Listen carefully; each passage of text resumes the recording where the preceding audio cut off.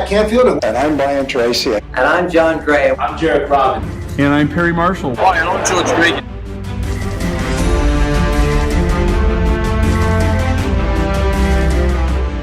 To audiences of over 1 billion people. He's sharing how to become unstoppable in business. It's my honor to introduce to you Dave Crane.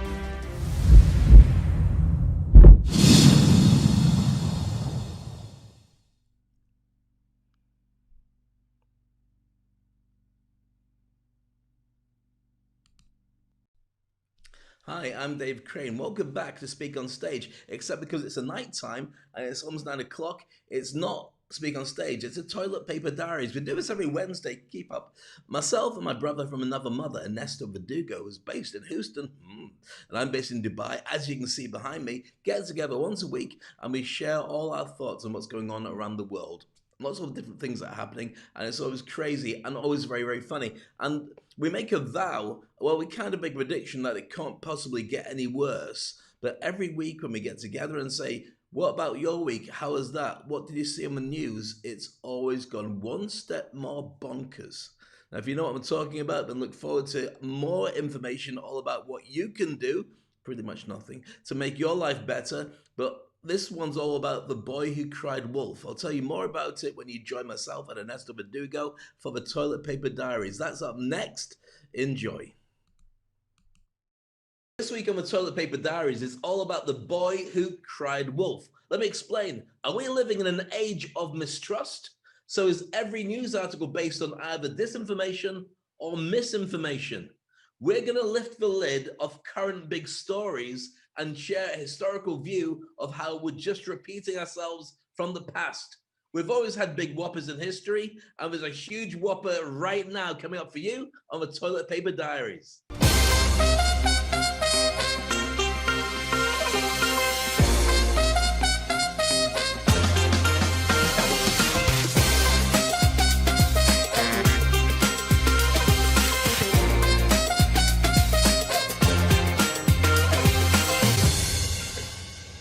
Dave, could you believe that there's a story which is actually topping what we were talking about last week? There's very few stories that could have been bigger than the things that we've been recently talking about. We could have had, I don't know, Justin Bieber goes to have a sex change. We could have had the Pope decides to shoplift in the supermarket and gets caught with like bananas or something. But no, that would have been an easy let off. This one is real. And what is it, Ernesto? It is incredible. On Friday morning, I was just about to go to bed when I received a tweet from President Trump saying that he had actually tested positive for COVID-19. And this was completely shocking because we were really ready to prepare this session about the debate. Obviously, that completely disappeared. I mean, it was just insane what has happened in the past week. And I wonder what's going to happen next week. It just gets crazier and crazier. Mr. Trump sent you a tweet direct. You're on a first tweet basis. Or was it a general tweet you got? It was a general tweet, but of course, I just got it seconds after he received it because, of course, I am following him there in Twitter, and instantly I received it. And I almost fell off my chair. I mean, with the time difference, I immediately contacted you, and that you were not available because it was your free day. And it was a very, very shocking story. So at the very beginning, you go like, "Oh my God!" I mean, we made a special report, and we were saying, well, this was more or less how people should have felt when they heard that President Kennedy was shot, or when you were when 9/11 also was there, or when Princess Diana was there. I mean, for me, it was a shocking news. I do not know how you felt. Yeah, I was shocked that it had happened, but at the same time, I'd been waiting for this to happen ever since the Tulsa rally. Now, I'm not saying, as I say, we're neutral on this. I don't choose a side, whatever my politics actually are when I'm broadcasting. But this is, for me, one of those things you're waiting to say, hold on, if this is a real virus and the whole world is in lockdown and you're in denial, at some point it's going to catch up with you. And it's only a numbers game. It's got to happen. You can't deny nature and science by deciding I'm going to tell it no, because it's not listening. Yeah. So for me, it was a case of it happened. Yeah. Well, I mean, there were immediately afterwards. I mean, I went to sleep, and when I woke up the next morning, there were thousands of memes, and we're going to see a few here on the screen while I am actually mentioning this. I mean, from Dr. Fauci saying, "Well, I told you so," to this is a weird turn, where suddenly everything turned into the craziness of, oh my, I mean. And this is my natural way of thinking was, oh my goodness, I mean, what's going to happen? This is exactly, I went to bed still thinking, oh, this is really shocking. When I woke up in the morning, everything was into the completely different way of thinking, that this didn't really happen, that this was a complete made up story. The hashtag that was actually trending on Twitter was "the president's lying."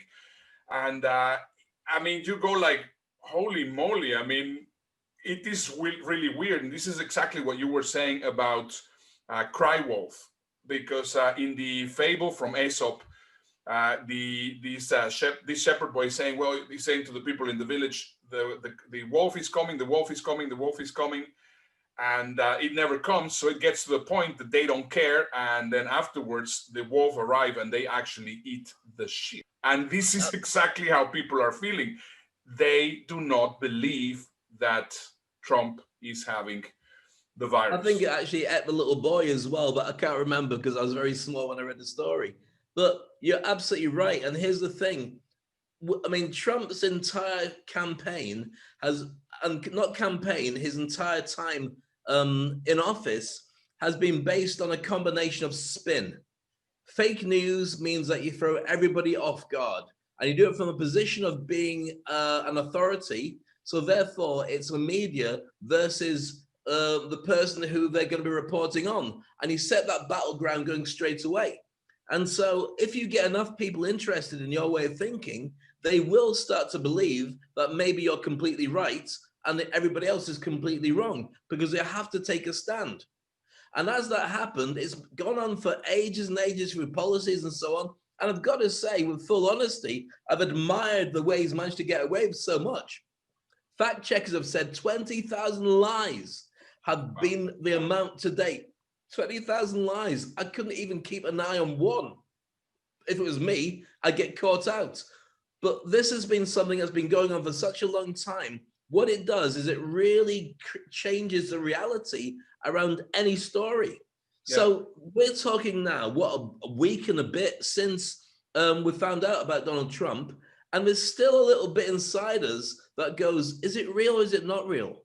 Is it part of a plan? Just like the coronavirus is a scam or a hoax, which is what we're led to believe. Is this a plan to do the Hail Mary, as you mentioned before, where he suddenly comes back and goes, gotcha, we would never say that. He said, I'm recovered. It's nothing. But there's too many other people who've gone down with it for that to be the case. Yeah. Okay, well, I think this is a very important part. I mean, we are always talking about the importance of trying to see context and content. And I think you really got it right, because I think what we have to do is we have to think, how is this going to be interpreted in history? I mean, if we will be reading this exact episode in history, how it would be represented. So let's just try to, before we go into playing with the time frame between back and past and future, let's just try to come up with the straight facts, which I think is very important. So they announced that the president of the United States and the first lady are tested positive with COVID.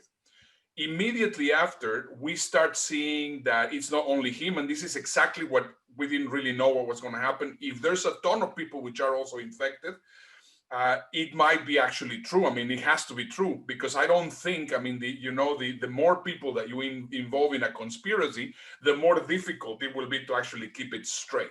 What we're saying is, because it might be it might be a plan to divert everybody from the tax news and the white supremacy news that was hurting him in the polls. He wanted a sympathy vote by saying, look at me, I'm ill. That's how those things were looking like they could be played. Yeah, exactly. Yeah, because of course this came just after the debate, which was labeled as the worst debate in history. And that, of course, it's something that would have happened. But yeah, now we know, I mean, that Governor Chris Christie, now we know that this lady McEnany, Kellyanne Conway, we know the president of the Notre Dame University, all these people that were in the nomination day on the Rose Garden there in the White House for Amy Coney Barrett. There were something like about 12 or 15 people. There he was also the vice president. And I mean, there's just been more and more, and we do not know. I mean, there's going to be coming more as we possibly speak. We're going to be hearing about more people. So is it true? I don't know. So, I mean, we cannot really judge, but if we try to put it into perspective, let's try to see how people analyze this. And this, I think, is very important. There's two very important clips that I want to show. First of all, I like to show this clip from Jake Tapper. Yes, of course, you might say, well, you know, this is biased because he's CNN. But what I think is very interesting is that every single thing that he's saying is facts. Let's have a look.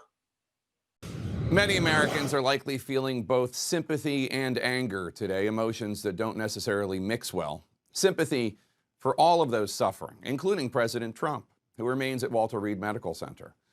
But also anger, because so much of all this pain could have been avoided. So many of us since March have been doing everything we can to preserve the health of not only ourselves and our families, but our communities, our neighbors, you. Social distancing, wearing masks, holding events remotely. Weddings have been canceled, jobs lost. Children are missing out on in-person education and their ability to see friends. It's a real crisis. It's going to leave scars. 208,000 Americans have died. Thousands of Americans have lost loved ones without being able to properly mourn or even say goodbye. But we're in the middle of a once-in-a-century pandemic. Health experts say this is what we need to do in order to get to the other side. Regardless of the sympathy we may feel, we also know the president has been undermining these efforts, expressing disdain for health regulations and those who abide by them. Do you remember this? Can you take it off because I cannot hear you? I'll just speak louder, sir. Oh, okay, good. You want to be politically correct. Go ahead. No, sir, I just want to wear the mask. Politically correct. The Americans who don't listen to science or medicine, who think masks are too intrusive, who pack bars, who willfully risk spreading the virus, you are making it worse for all of us. You are extending how long this pandemic will last. And it is tragic to say, many, if not most of you, are taking your cues from the leader of the free world. Last weekend, at an event held both inside and outside, but with no masks required and no distancing, President Trump introduced his Supreme Court nominee. So far, at least 8 attendees of that event have tested positive for the virus. Look at Senator Mike Lee at this event. My God, how are future generations going to try to make sense of these images of the Republican leaders of the nation acting like this during a once-in-a-century pandemic with more than 200,000 Americans dead? I wish every one of these leaders, Senator Lee, President Trump, Kellyanne Conway, Chris Christie, I wish you all a full and speedy recovery. But do you not see? It's not just through failed leadership or setting bad examples. You are all now literally risking spreading the virus yourselves. The president and his team have been behaving as if the pandemic is over. This callous indifference to the well-being of the citizens the president swore to protect, it's no longer just theoretical. It's no longer, well, they might get the virus.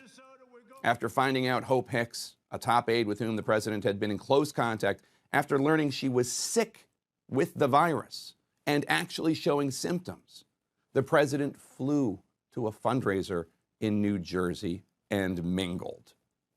Did anyone in the White House or on the Trump campaign consider at all the housekeepers and bartenders at Bedminster, the naval aviators who flew them there on Air Force One, the young interns or old donors with whom the president came in contact? Anyone? Anyone at all? I wish you all health and recovery and a long life. But we have to note the tragedy here. It is horrible and awful and profound.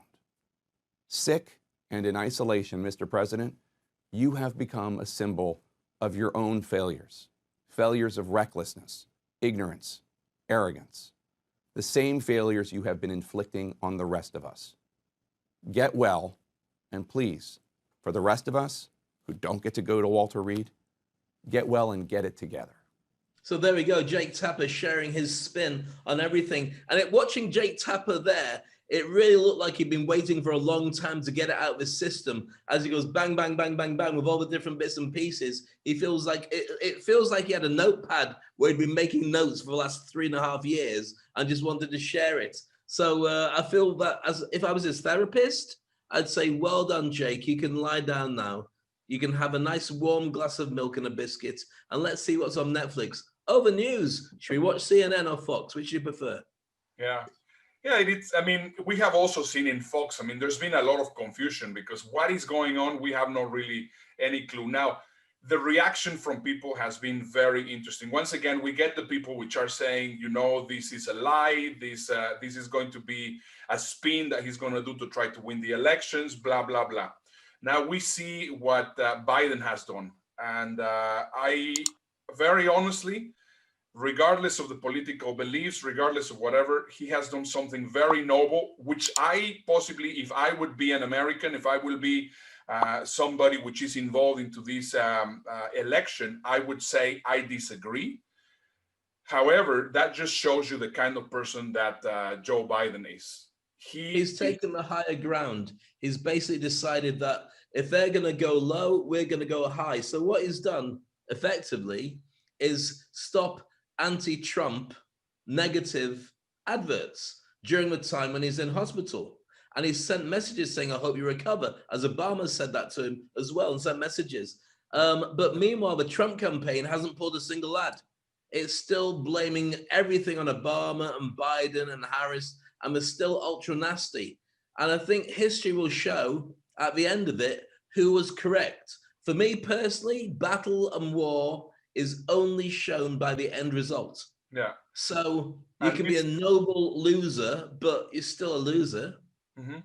And this is where I think it's incredibly interesting, because right now there's a pack that is called the Rebellion Pack that jumped into the protection, and it says, well, you know, Biden has taken the noble ground, but we are going to continue with it because, of course, we are not going to unilaterally unweapon ourselves. We have to fight.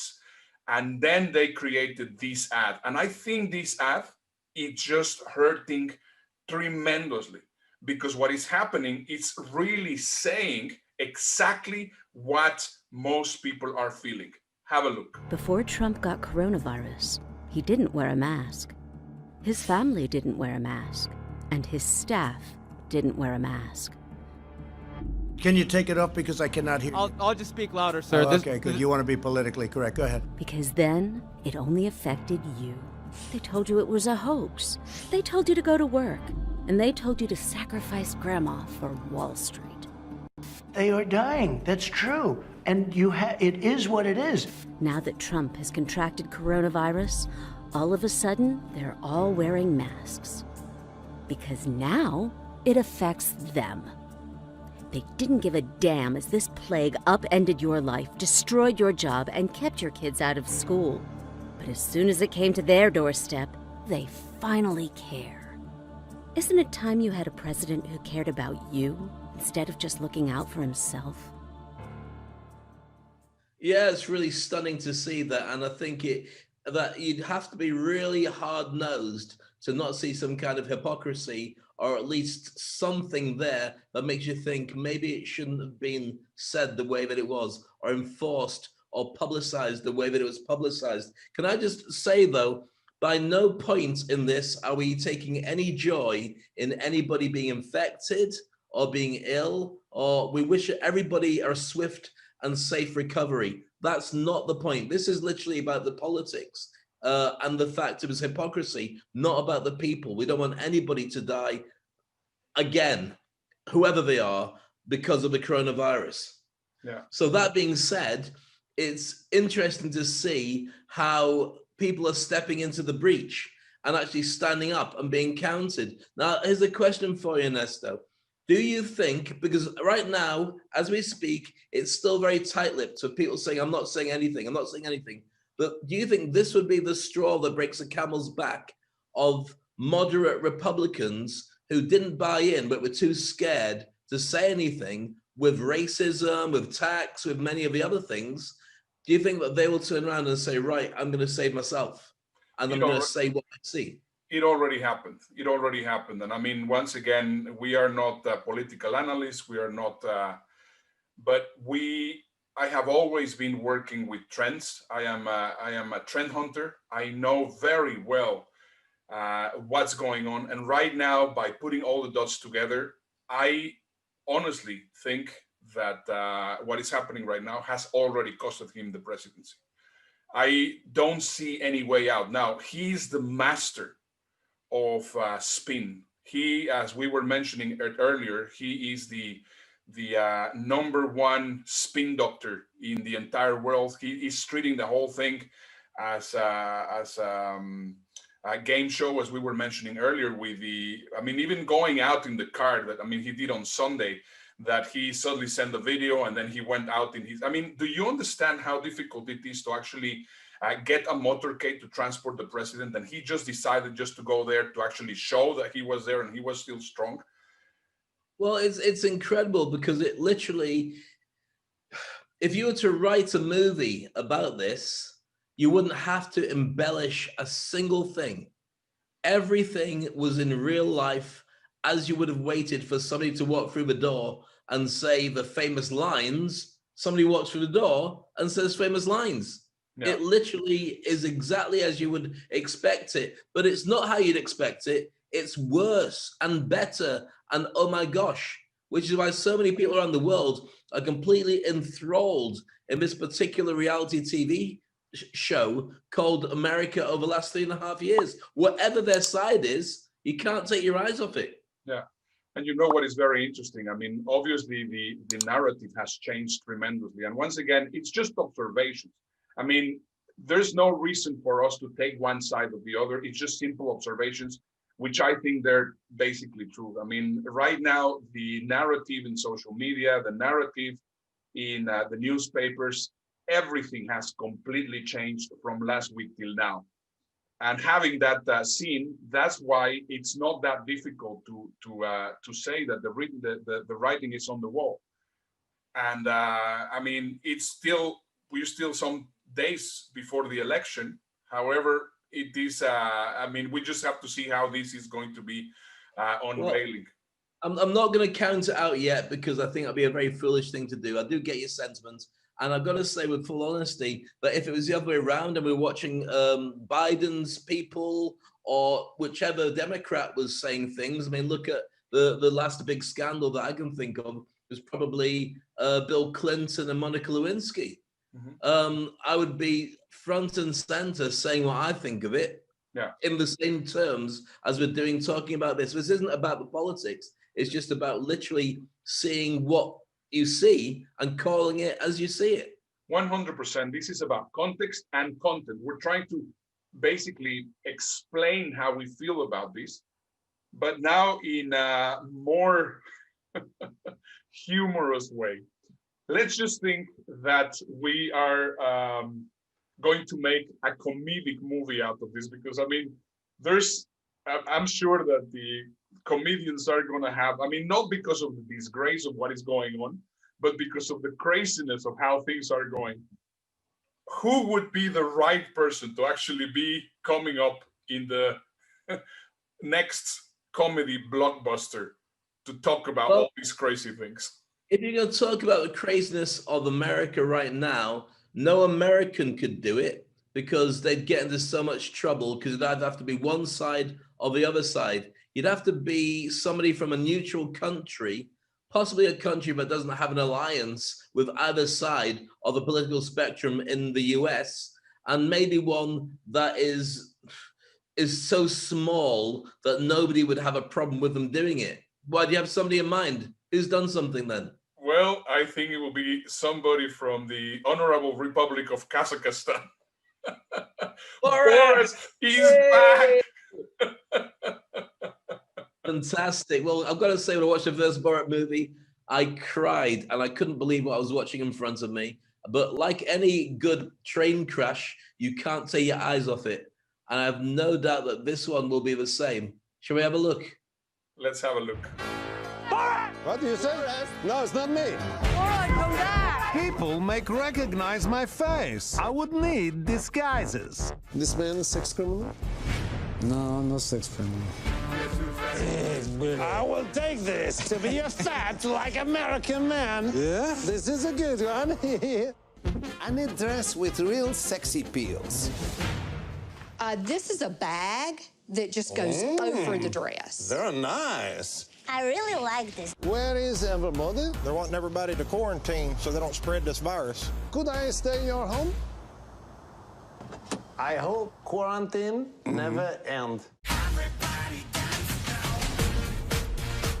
What is more dangerous, this virus or the Democrat? Democrats. Democrats. And while the risk of coronavirus remains low, as the president said yesterday, we're ready for anything. Michael Penis, I brought the girl for you. Borat's subsequent movie film. You fist me. Now I fist you? There you What go. do you prefer? You fist me or I fist you? Same time. Fist each other. There you go. I mean, I love it. I mean, there's so many funny clips there, and obviously we were not able to show you the full clip because of copyright issues. But I mean, it just cracks me up. I think it's fantastic, and I think this is exactly what we need. I mean, we needed a little bit of humor just to live with all this craziness which is happening right now. I agree, and it really needs to have somebody neutral who's calling it like it is, because otherwise you've got some skin in the game, which makes people not believe what it is that you're saying. But if anybody can rescue sanity, it's Borat, and I never thought I'd use those words in the same sentence in my entire life. Yeah, you know what I think it's amazing is how were they filming? Because actually it is happening now. I mean, a lot of this stuff which are actually they're talking about in the movie is so up to date, which is really incredible. Well, Sacha Baron Cohen has been an expert at improvisation, so you can throw him in front of any situation. This is how his comedy works best, with real people. When he was Ali G, when he was Bruno, of course, when he was Borat, it was always about the reactions of people around him when he sets them up. It's almost like being a hypnotist or being a magician. You have everything the way that you need it to be, and then the reactions of people around it is ultimately what drives the comedy, not him, even though he's brilliant at Borat. And with that, it's just incredible to look at the way that people's reactions around him fall into place. I wonder how much of it ends up on the cutting room floor and how much of it is just, right, stop, we've got this. Yeah. Do you remember that situation where he sang the national anthem at the rodeo and almost got himself shot? I do, yeah. That was incredibly funny. But there's so many clips from Borat. And for example, right now my very favorite on this clip is this thing that he brings this girl to Mike Pence. I think that's so funny. Yeah, I can't wait to see the full movie to find out what happens next. But whatever happens, it's worth it. He's such a talented guy. And I tell you what, it's a shame he didn't play Freddie Mercury, because he would have been perfect as Freddie Mercury. I did enjoy the movie. And I thought that the guy who played Freddie was perfect, especially the Live Aid bit, which was just one of the best recreations of a musical event I've ever seen in my life. But Freddie Mercury is Sacha Baron Cohen when you just stare at him doing his stuff. And he could have carried it off brilliantly. But as a guy is a genius, what can you say? I look forward to seeing that movie. But here's the thing about life. You can only read life backwards, because if you look at what's coming up, you can never expect the twists and turns And Sacha Baron Cohen playing Borat is exactly what you've seen with the spin that's been following us in the news. Yeah. But this isn't new. This has always happened. Before we go into our next segment, let me just tell you something very interesting, because I think the reason why we're bringing Borat and the reason why we're talking about Borat is because it became that clip that you just saw became an internet sensation. It became the most watched video in YouTube for about 3 full days. It has millions and millions and millions of views.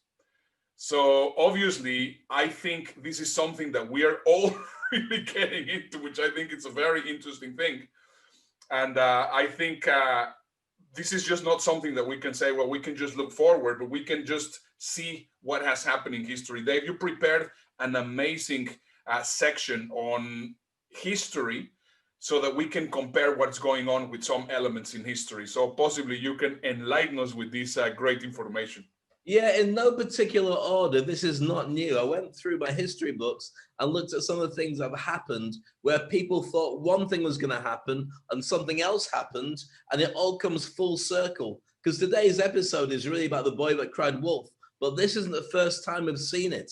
When Trump tells everybody coronavirus is a hoax and ends up catching it himself, this is by no means an isolated incident. Let's take a look and go back in time, and I'll share with you, because I'm a big history buff, Ernesto, some of the times that this has been something that came back to bite everybody. Let's look at the breaking out of World War I. It was caused by an incident. Franz Ferdinand. The assassination.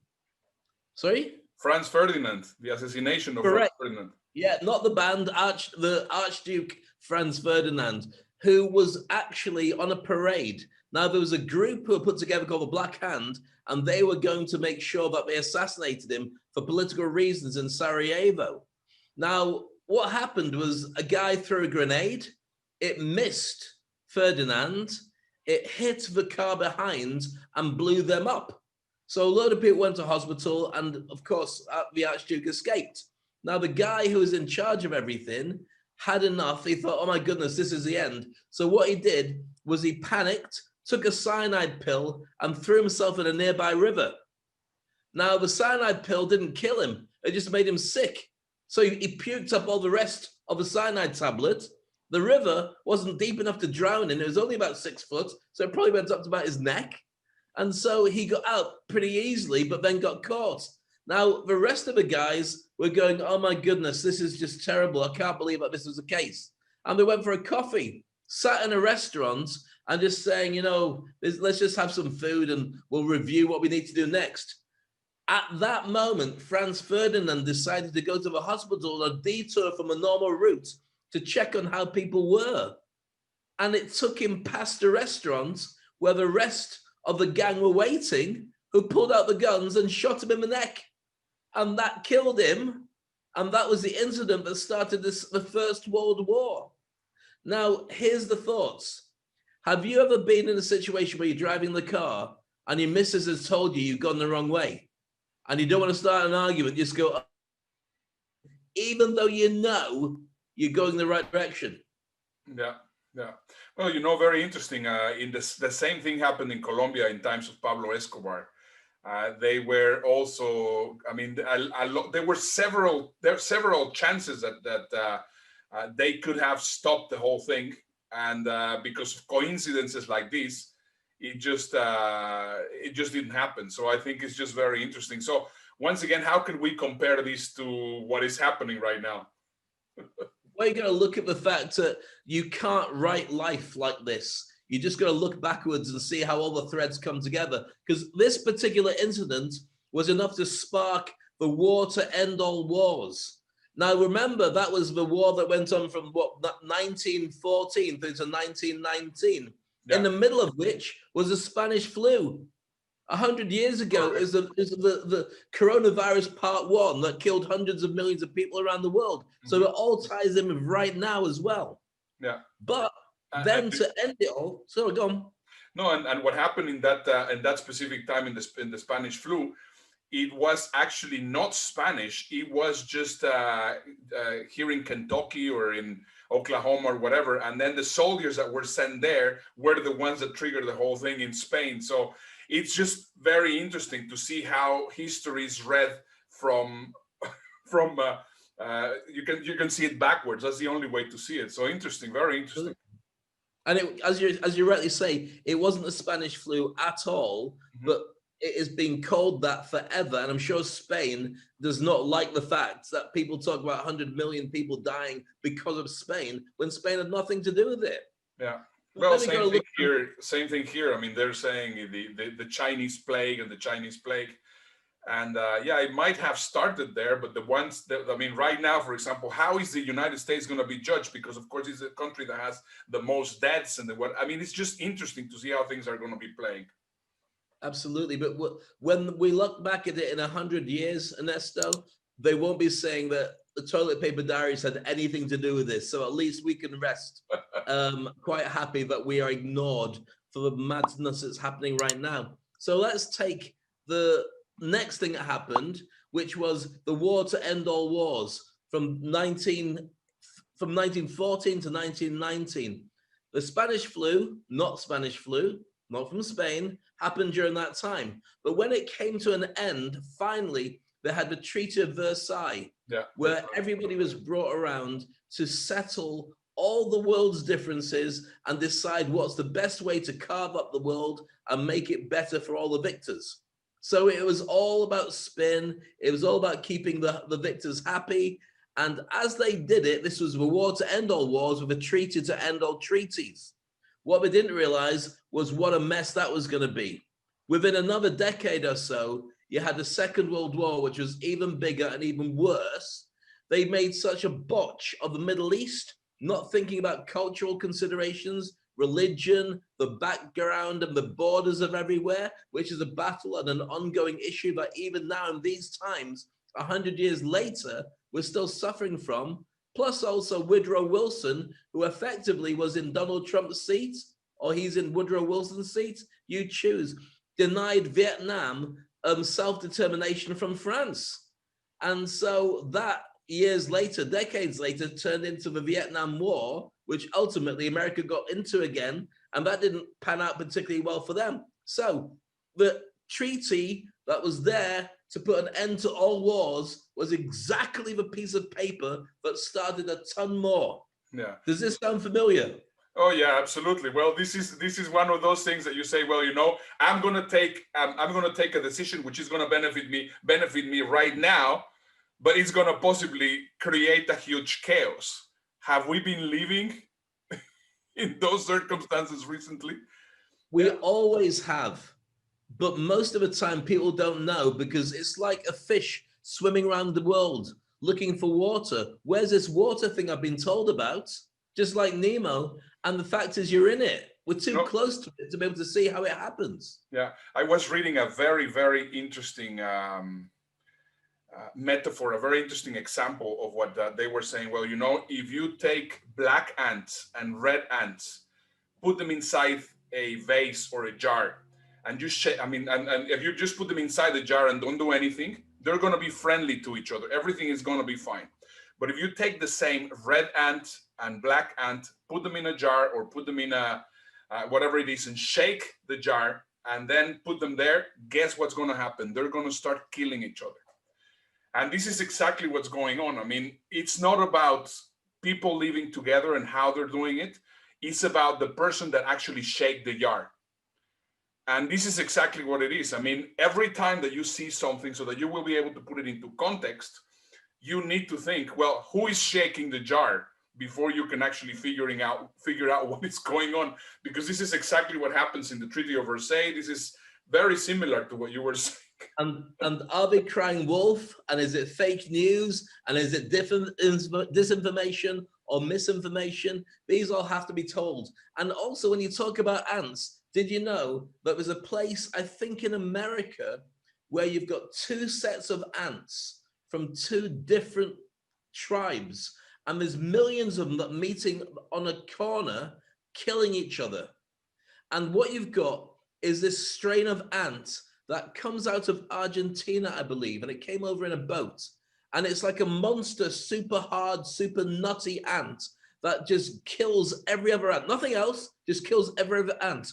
And they started growing and breeding. And so they're basically wiping out all the other ants. But there's one place, I think it's in America, we have to check on it, where there's a corner of the street where they're fighting non-stop, these two sets of ants coming together. That sounds familiar. And it might be the only proper war that's happening in the world right now. Thank goodness. Well, that reminds me also, I think you also have it somewhere there as an example, so possibly you can talk about it. What happened with the Black Plague and the rats? I was going to say that this is a classic story of long before our time, long before anyone's time. Take yourself back to Europe. And what you had during the 14th century was everybody was so, I mean, this is again fake news. The religious people were saying cats are in league with the devil. What? Yeah, cats are in league with the devil. Kill all the cats. So they did. They went around slaughtering cats left, right, and center, believing that cats are in league with the devil. Now, as a dog person, I still think they were right. Cats are in league with, no, I'm joking, that's not right. So what they did was kill all the cats so they could get their hands on because they wanted to prove this point. But what they didn't realize was that the rats were going to cause the Black Death. So the Black Death then started wiping out everybody as rats went crazy, biting everybody. And it's actually the fleas on the rats that went out and spread the plague. Now, the thing is, it would have happened anyway. But if it had cats, your average cat can kill 50 rats. So all those cats they killed would have been the best line of defense. So in the same way as if you're a fireman and you're fighting forest fires, you can stop the fires spreading by cutting down a load of trees to make sure that it doesn't jump. By having the cats there, they could have stopped a lot of that Black Death with the rodents who were breeding and finding more. They were eating from the dead bodies and so on. Maybe cats could have stopped it, but they clearly didn't. So there we go. It's not the first time this has happened. But sometimes it happens in a good way. So let me give you an example, and we can all give thanks to exactly how this happened. Let's take ourselves back to something that was not one of America's proudest moments, but it is a true story. And this is a real-life story of Squanto. Now, Squanto, or Tisquantum, as he was known, was captured as a Native American by explorers around the year of 1590 and taken to Europe as a slave. Now, he escaped and spent the next 20 years or so earning money and doing the best he could to get back to the New World to see his family. When he finally gets home, he finds that his village is wiped out. But not only that, almost every Native American Indian on the East Coast has either died of diseases or been slaughtered or fled out of the way. His village is gone completely. So he's solitary for about a year, just surviving off the land, completely upset, and then stumbles in by accident a group of starving Englishmen who are trying to make a colony in a place that they called Plymouth. Now, this is key, and this is where it all comes full circle. Let's put this in perspective. You've got this guy Squanto, who's got diddly squat. He's on his own. He bumps into a load of English people who are starving. He knows English people because he speaks English. He's a Native American, so he knows how to plant crops and help people to survive on the land. And that became Thanksgiving. It's a true story. What are the odds of that? Nobody else in the country, apart from this group of Brits and this one guy, at the best of it, is found himself a horse and a dog. So you just can't write those stories. Yeah. Well, it's the same thing as right now. I mean, you cannot write this. It's just impossible to think that this was going to be happening. However, it is just, in a way, we have to consider ourselves lucky, even though possibly at this point it's not really something like that, because there's generations that haven't really lived into so much craziness. We are seeing it live developing. This is a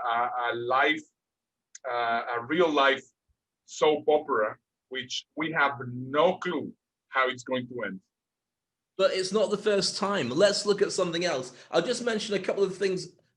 What's the most famous movie of all time that everybody watches again and again and again? The lovely Leonardo DiCaprio and Kate Winslet, and it's about a 12-hour love story involving a boat and an iceberg. Titanic. Titanic, the unsinkable ship. But it doesn't matter what you do, it's the safest ship ever built. Oops. What happened to that? Let's throw in another story. The Three Musketeers and all the stuff that happened with King Louis XIV. King Louis XIV did a lot of things that made him very unpopular, but one thing that ended up coming back to bite him in the neck was his design for a guillotine that could be painless and quick and less messy than having a guy with a big axe is waiting just to chop everybody. And guess who it got used on? The king. He couldn't have measured it better himself. But then you've got modern versions of this, Ernesto. And right now, the one saving grace, apart from the internet maybe, and also Zoom, is Netflix and the other streaming situations, streaming companies. Now, let's take us back to 1985. In 1985, Blockbuster opened their very first store. Now, Blockbuster, only you and I are old enough to remember what Blockbuster was. Nobody else will know. They were basically, well, do you want to explain who Blockbusters was? Yeah, well, it was the predecessor from Netflix. I mean, they were shops, and you used to have a ID card, and you just go there and spend 3-4 hours inside the shop trying to decide which movie were you going to watch, and then you will pay and you will take it back. And the reason why they didn't work was because of the late fees. So basically what Netflix came up with was, you know, why don't we do it by mail, and we don't charge any late fees? And then they went to try to sell it to his name was Dave Hausenga, because it was one of the big success stories in the 1980s. And he said, no, you know what? I mean, we have shops all over the world. We are own the market. There's no reason why for us to try something else. And guess what happens? Within a few years, they went out of business. Completely. He tried to sell Netflix to Blockbuster for $50 million. They, at the time, were worth billions. And at the time, they had 60,000 employees, 9,000 stores, and around the world, everyone saw them as the name for movies. And therefore, you look at it now, and Netflix owns the roost. And if only they'd thought about it different. But this is not an isolated incident. Think about the original mobile phones. Here we are with an iPhone. Nice touch screen. But do you remember when everybody had a BlackBerry, and BlackBerry meant business phone? Yeah. And it was designed, I believe, by Apple, or was it? I think it was Apple who designed the touch screen and said to BlackBerry, would you like this design? And they said, no, people like to touch phones. They like the spinning ball. It feels very, very tenacious for them to have it. So no, we don't want some blank screen. And history is still biting them. Yeah. Because now it's an iPhone or a Samsung and not a button anywhere. Yeah, it's insane. I think it is just incredibly important that we see every single thing which is happening. Once again, as we keep on saying, try to see the context, try to see the content, try to understand what is going on. Don't get too emotionally attached to everything which is happening, because history is being written as we speak right now. And Dave, we have no clue what we're going to be talking about next time. I mean, we're going to be doing a flash, because of course we're going to be talking about the debate of Kamala Harris and Vice President Biden. However, we have no idea what's going to be happening from now till tomorrow. So I think it's very important that we keep on watching. We try to have a good perspective. Let me just share with you one thing. And as a speaker, it's been one of my favorite speeches of all time about Steve Jobs at Harvard. because this is where it all comes together. And also, I think it'll also interest people to see what's coming next. So Steve Jobs has got this incredible speech for 15 minutes speaking at Harvard, and it's seen by the world as one of the best speeches ever made. And it's made in 3 stages, and he explains it in 3 stages. And every speech he ever made was in 3 stages. So the first story is about this young boy, of his baby, who was going to be given away by his mother because she couldn't afford to look after it. But she would give it away only to a couple who promised to send him to university. So the couple that adopted young Steve Jobs promised to do that to his mother, took him away, but couldn't afford to send him necessarily to university. But they scraped and saved and managed to get him into Brown. I think it was Brown. So he went to university, started studying, dropped out, got bored, as many people, including yours truly, did.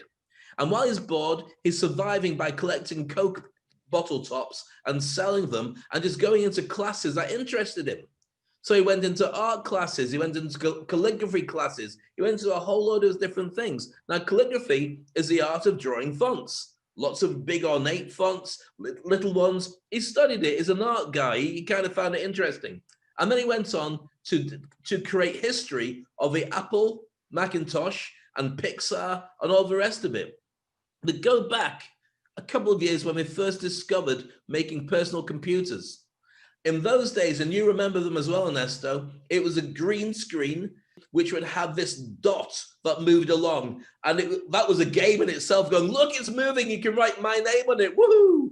And as they're designing the computer, they said, right, what should we do with this dot? What should we do with how we write it? And Steve Jobs said, have you considered calligraphy? I know all these fonts that I learned when I was at university. Let's try these on this new computer. And that's how we have all the fonts that we're looking at right now, that we're writing messages around the world, because life does come full circle. We only are doing this show because of a coronavirus forcing us to go into lockdown. So before we take a break, we should throw to everybody what benefits and what things are going to come up in your history as a direct result of the choices that you're making right now. And are you the little boy that cried wolf, or are you the wolf that went, ooh, sheep, let's have a great opportunity here? That's a great, great analogy and a great, great question. And it is true. I mean, if it would not have been because of the coronavirus, we would have just continued doing what we were doing. We would have never gotten into broadcasting. Right now, broadcasting is opening new doors for us, is showing us a new way forward. And this has all happened because of COVID-19. So every single this stressful situation has an opportunity with you. Well, one thing we didn't expect to happen though, Ernesto, is over the course of time of 8 months of working together, every couple of days doing a broadcast, you and I are turning into each other. We got the glasses, we got the beard, we got the black shirt. It's only a matter of time. But you know what? If it's going to turn into anybody, it's going to be you or Roger Whittaker. I'm happy with you. That's good. Okay, guys. Well, leave us your comments. Let us know what you think. I hope that you have enjoyed the show. I think we have given you a lot of food for thought, a lot of great information, Dave, you put together for this show. And we look forward to seeing you on the next news flash of the Toilet Paper Diaries, or next week on the next episode of the Toilet Paper Diaries. Hey, we'll see you soon. By the way, we are actually having 75 episodes. Oh my God. Wow, who could have imagined? We never expected that to happen, so we should celebrate. But the thing is that, Ernesto, let's not plan anything because we have no idea what's going to happen between now and the next show. Yeah. Let's just hold on to the furniture and make sure there's not an earthquake or an asteroid that arrives early between now and then. It's the Toilet Paper Diaries, guys. Stay cool. Guys. Bye-bye. The Toilet Paper Diaries was created by Dave Crane and Ernesto Verdugo, 2 international keynote speakers who saw the world go into lockdown because of the coronavirus and realized that many, many people would be scared.